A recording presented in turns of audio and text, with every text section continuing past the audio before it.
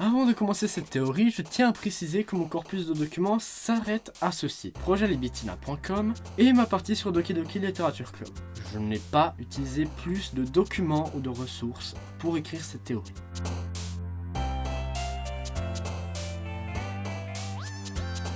Ok, je sais pas vraiment comment commencer cette vidéo. D'habitude, je commence la rédaction de mes théories quand je suis sûr de savoir où je vais, histoire de pas raconter de conneries, de me contredire. Pour ce qui est de ce sujet, je sais pas vraiment où est-ce que je vais. Mais enfin bref, commençons déjà par ce qui est sûr et certain. Voici les fichiers locaux de Doki Doki Literature Club. C'est merveilleux, ma foi, on peut pas dire plus, c'est fantastique. C'est très propre et c'est génial. Nous, ce qui nous intéresse, c'est dans le fichier caractères. Vous allez le prendre et vous allez renommer le fichier de Yuri par yuri.ogg au lieu de yuri.chr. Ensuite, vous allez passer ceci au spectrographe et vous allez pouvoir apercevoir ceci. Ceci, mesdames et messieurs, est un code QR. Qu'est-ce qu'un code QR? Pour ceux qui ne le savent pas, c'est basiquement un machin, tu le scannes et après ça te dirige sur un site ou un lien de téléchargement quelconque. En l'occurrence, ça nous projette sur le site projectlibitina.com. Et c'est à partir de là que j'ai des difficultés à départager mes avis et mes idées. Qui est Libitina? Selon ce rapport, ce serait une adolescente de 17 ans, à l'heure où je vous parle, qui aurait été sujette d'expérience à l'âge de 3 ans.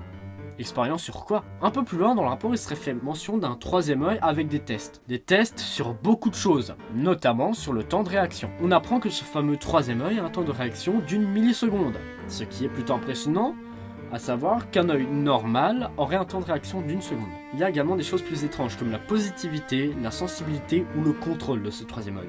En lisant ceci, j'avais l'impression que cet œil n'était pas une malformation génétique. Et oui, ça aurait pu être possible, on a déjà vu, dans le monde réel, des malformations avec, par exemple, un visage en trop. Et je pense que ce n'est pas une malformation pour une raison très simple. Un peu plus haut, dans le rapport, il y a noté taux d'intérêt de 0,01 à 100.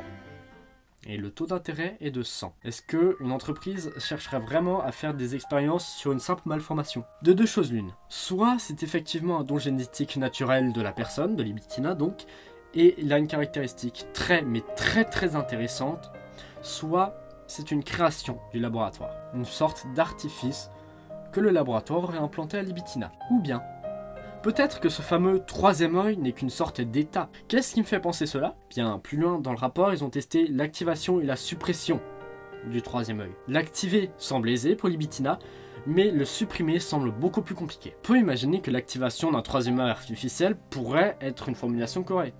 Mais qu'en est-il de la suppression? Pour dire la désactivation, c'est un peu brutal, non? Et c'est pareil pour la malformation, on peut pas vraiment parler d'activation ni de suppression de la malformation. Un peu plus loin, il est dit que Libitina ne s'est pas encore remise de la résiliation de prénom, et ce n'est pas prévu, du moins pas dans un futur proche. Continuer de lui administrer des tests ne vont que détériorer la santé de Libitina. J'aurais tendance à dire que Prénom est la mère de Libitina qui l'aurait donné à un laboratoire. Seulement, je ne pense pas, peut-être à tort, qu'une enfant de 3 ans se ferait autant de soucis pendant presque un mois à ce niveau-là. Pour l'instant, partons de l'hypothèse la plus simple. Il s'agit d'un scientifique à qui Libitina aurait donné sa confiance et qui aurait finalement accepté qu'on lui fasse des expériences très spéciales. En fait, je pense qu'il n'y a pas que lui qui est protecteur envers la fillette. Une ligne en dessous à peine, une personne ayant rédigé ce rapport écrit « N'avez-vous pas autant de foi en votre personnel qu'en notre Dieu ?» Mais plus troublant encore, il dit « Vous choisissez d'éviter les mesures nécessaires pour éviter un scénario répétitif, docteur. » Frustrant, n'est-ce pas? Nous avons presque terminé de faire le tour des éléments les plus importants de ce rapport. Deux petites choses encore, et je devrais être capable d'exposer ma théorie sur qui est Libitina et qui est le docteur. Dans les notes d'attitude physique, il est dit que Libitina a plusieurs tics et que ceux-ci ne doivent pas être pris en compte lors des expériences. Des contractions, des tics vocaux, des morsures, une surhydratation des yeux, des vomissements, des cris, du mal à être examiné, du mal à être contrôlé et des rires déplacés. Bien évidemment, certains de ces symptômes peuvent être expliqués car il s'agit simplement d'une enfant de 3 ans. Et enfin, un peu plus tôt dans le rapport, il est dit que toutes les notes des anciens sujets ont été supprimés de façon permanente. Voici pour l'analyse de ce rapport. Je vous conseille cependant d'aller le lire par vous-même, le lien se trouvera en description, car à partir de là, je vais partir du principe que vous en avez pris connaissance et je vais peut-être citer des choses que je n'ai pas dit auparavant. Je me suis contenté de faire un résumé des choses les plus importantes pour moi. Pour résumer, Libitina est une adolescente de corpulence moyenne, qui a une relativement faible résistance à la douleur, qui aurait des rires déplacés, des yeux surhydratés, des difficultés à se contrôler, un mauvais contrôle émotionnel et des cris spontanés. Avec un résumé pareil, je pense que nous avons tous la même personne en tête, n'est-ce pas? D'autant plus que c'est grâce à son fichier que nous avons réussi à trouver le projet Libitina. Pour moi, Libitina est Yuri, tout simplement. Le jeu nous a déjà montré que la majorité des symptômes énoncés sont arrivés à Yuri. Je vous laisse quelques extraits. Ouais, ça passe, c'est mignon. Ah ah ah. Tu peux avoir mon poème toi aussi. Je pense que je vais vomir. Est-ce qu'on peut juste... Natsuki, ferme ta gueule et laisse comme ici. Je t'aime tellement que je me touche avec le stylo que je t'ai volé. Mais qu'en est-il du docteur, la personne à l'origine de toutes ces expériences, qui aurait fait fi des avertissements de ses collègues, quitte à se jeter dans un scénario voué à se répéter? Tout à l'heure, nous parlions du fameux troisième œil. Et si je vous disais que ce docteur avait ce troisième œil, et qu'il tenterait de l'implanter à Yuri tout simplement pour mieux le comprendre? Et si je vous disais que ce troisième œil était effectivement un état qui permettrait de changer des choses dans son univers? Et si je vous disais que son univers était un jeu vidéo? Et si je vous résumais que ce docteur serait capable de changer des choses dans le jeu vidéo? Et si je vous disais que le docteur n'est autre que Monica? Voilà ma théorie. Je ne veux pas m'attarder maintenant sur comment elle a eu, ni sur pourquoi, mais elle le possède et a tout fait pour essayer de l'apprendre à quelqu'un d'autre. Et ce quelqu'un d'autre, c'est Yuri. Mais pourquoi? Pour tester les limites du jeu. Après tout, le jeu peut supporter qu'une personne puisse modifier ses données, mais pourrait-il ne supporter que deux personnes puissent modifier ses données? Elle aurait tenté d'implanter son pouvoir en changeant directement le code de Yuri, ce qui n'aurait pas marché. Monica a dit dans le jeu qu'elle n'était pas capable d'absolument tout dans la manipulation de données. C'est possible qu'elle n'ait pas réussi à identifier ce qui, dans son code, faisait en sorte qu'elle avait ce troisième œil, ce qui lui poussera à régulièrement recommencer ses expériences. C'est pour ça qu'elle n'aurait pas peur d'aller dans des choses répétitives. D'ailleurs, dans cette histoire, le club de littérature aussi y est pour quelque chose. Si ce club était en réalité une sorte de test, un ultime test pour Yuri. Elle a bien grandi après tout. Sa mission serait de réussir à faire en sorte que tout se déroule de telle façon à ce que vous finissiez ensemble, elle et vous. Et ce, sans craquer sous la pression et les émotions. D'ailleurs, au moment où vous voyez Yuri se scarifier, il y a une espèce de rewind qui se fait. On peut imaginer que ce soit Monica qui a décidé de retourner dans le passé pour donner une chance à Yuri de changer les choses. Notez au passage que les choses vont de plus en plus vite à partir du moment où Yuri décède. Vous avez un maximum 1 heure de jeu avant que Monica se sacrifie et que tout le monde revienne. Et Monica veillant toujours au grain. Elle supprimera Yuri d'elle-même à la toute fin et attendra sagement que vous réinitialisez le jeu à 0 pour reprendre les tests.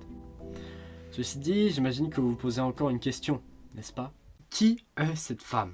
Mais oui, vous savez, cette femme qui est derrière moi depuis le début de la vidéo. Nani? Tout d'abord, sachez que vous pouvez trouver cette image en convertissant le fichier de natsuki.chr en natsuki.jpg et en faisant quelques manipulations sur Photoshop. Je ne suis absolument pas convaincu par moi-même, mais je pense qu'il pourrait s'agir de Yuri. Nani? Tout du moins, son apparence originelle. Son apparence originelle qui aurait été remplacée par son apparence actuelle par Monica. Et ce pour une raison très simple. Vous vous souvenez du fait que Yuri avait de la peine à supprimer son troisième œil?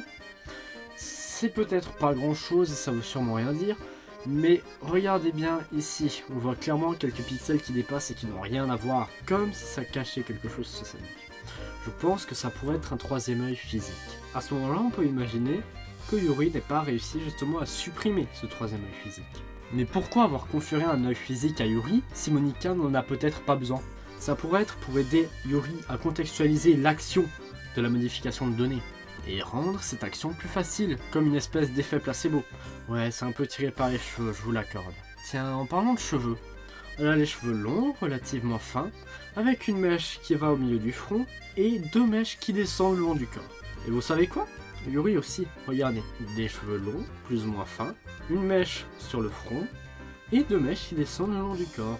Bien sûr, ça pourrait être une coïncidence. Le fait qu'elle ait les yeux complètement vides pourrait symboliser le fait qu'elle n'ait plus contrôle en son corps. Comme si son âme n'était pas dans le corps. Mais sur un bug, le jeu pourrait peut-être confondre les deux corps, et à ce moment-là supprimer l'âme de Yuri. Ce qui pourrait éventuellement nous permettre de voir... Non, vous savez quoi, imaginons ça. Imaginons que ça se passe réellement. Pour imaginer que le jeu ait ce problème.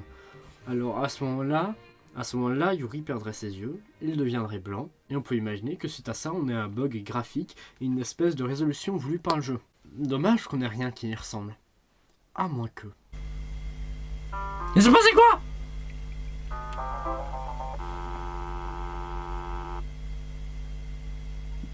Je ne sais pas très bien. Mais bien sûr, ça pourrait très bien être une simple coïncidence. Et je dis ça sérieusement. Ça ne prouve rien. Mais c'est une piste. Une question que vous posez peut-être encore maintenant, c'est pourquoi Monika aurait conservé ce corps et pourquoi spécifiquement dans le fichier de Natsuki. Peut-être voulait-elle garder ce corps pour reprendre des expériences dans le laboratoire, comme je suppose que ça se passe en laboratoire quand ça ne se fait pas sur le terrain dans le club de littérature, sans avoir forcément à changer les données qu'elle avait inscrites avant de créer le club de littérature.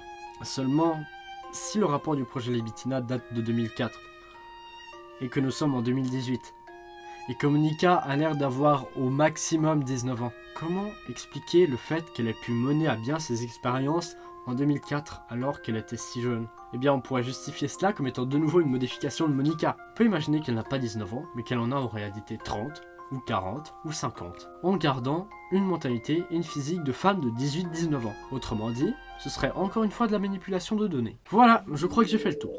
J'espère avoir pu trouver une piste qui vous a convaincu, peut-être même une piste qui serait correcte. Pour être tout à fait honnête, ce serait mon vol le plus cher, de réaliser une théorie qui se révélera comme étant véridique par la suite. Mais bon, tant qu'elle n'est pas confirmée, ne prenez pas cette théorie comme vérité, mais gardez-la comme théorie, et surtout, restez sceptique. Merci d'avoir regardé cette vidéo jusqu'au bout, n'hésitez pas à mettre un pouce bleu si elle vous a plu, à la partager, à commenter, à vous abonner à la chaîne. Si vous le souhaitez, vous pouvez également me retrouver sur Facebook, Twitter, Instagram et Discord. Tous les liens sont en description. Sur ce, moi je vous dis à très bientôt pour la prochaine vidéo, et d'ici là, portez-vous bien, ciao!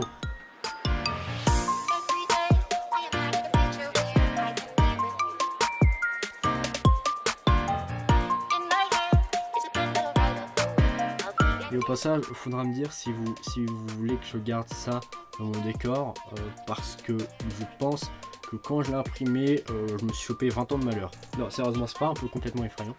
Bon allez, je me barre, au revoir. お前はもう死んでいる。何？もう匠できれば